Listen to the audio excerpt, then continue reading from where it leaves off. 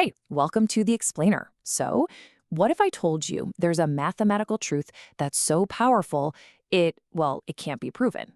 It sounds like a paradox, right? Today, we're going to unpack that very idea, but not with a bunch of scary equations. Nope. We're going to do it with a really strange story about a song that literally destroys the machine that's playing it. So, let's kick things off with a puzzle that feels like it's straight out of science fiction. Can you imagine a piece of music, a song so perfectly designed that the very act of playing it makes the record player just shatter into a million pieces? Is something like that even possible? Well, in a pretty famous thought experiment, that's exactly what happens. The story is called the Contra Cross Punctus. You've got this special record, you put it on a phonograph, and as the music starts to play and build, the machine starts to vibrate like crazy.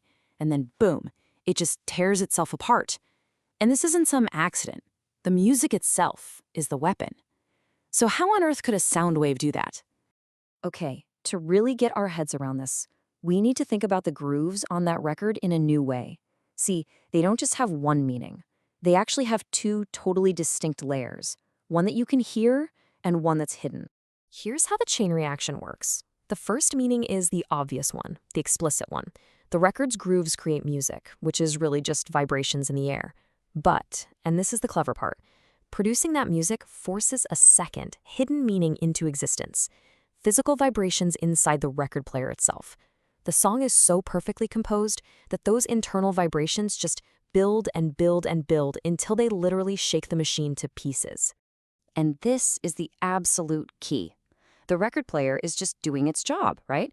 It's creating the explicit meaning, the music. But that very process creates this other, implicit meaning, those destructive vibrations that boomerangs back and destroys the very system that created it. Now, you might be wondering, why are we talking about self-destructing record players? Well, it's because this whole wild story isn't really about music at all. It's a beautifully constructed analogy for one of the most mind-bending discoveries in the history of mathematics, Kurt Gödel's incompleteness theorem. So let's map this all out. The phonograph, with its rigid mechanical rules, that's like a formal system in logic. A record is just a statement. A record that plays just fine is what we call a theorem, a statement you can prove. And the sound, the music itself, that's a true statement, which means our self-destructing record, our song with the title "I Cannot Be Played on This Player," is the perfect stand-in for a mathematical sentence that basically says, this statement cannot be proved in this system. So what exactly is a formal system anyway? You know, to really get this, let's take a quick detour into a subject we all know, or at least remember, geometry. Way back around 300 BC, this guy Euclid lays down 5 basic rules or postulates for all of geometry. 4 of them were super simple, really elegant. But the 5th one, the famous parallel postulate, it was kind of clunky. And for more than 2,000 years, mathematicians were obsessed. They were convinced it was redundant, and they tried everything to prove it using just the other 4 rules. But here's the twist. The big breakthrough didn't come from proving it. It came from breaking it. In the 1800s, some mathematicians just said, you know what? Let's just change the rule. What if, through that point, there are at least 2 parallel lines?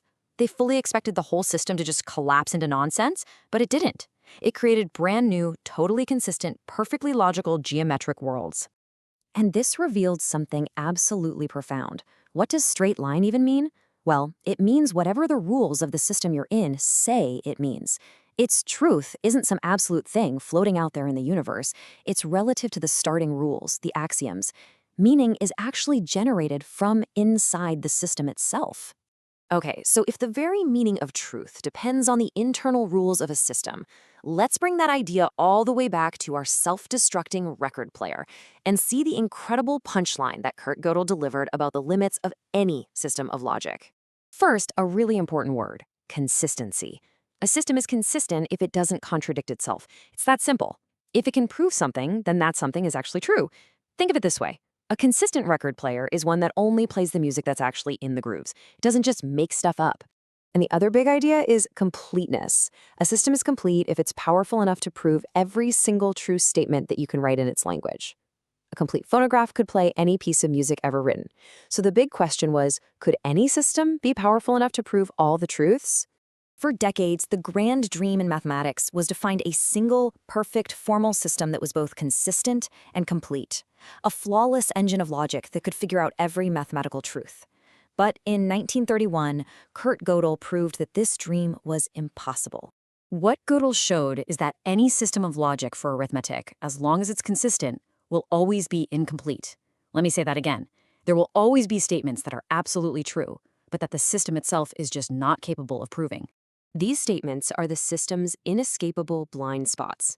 They are Gödel's self-referential sentences, the logical equivalent of that record titled, "I cannot be played on this player."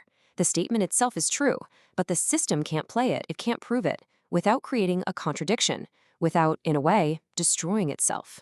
Now, this isn't some flaw in math. It's a fundamental property of any complex logical system. And it leaves us with a fascinating, maybe even a little humbling final thought. If even the pure, clean world of mathematics has truths that are forever beyond its grasp, what does that say about the limits of our other messier systems of knowledge, like law or philosophy or even AI? What unprovable truths are out there shaping our world right now?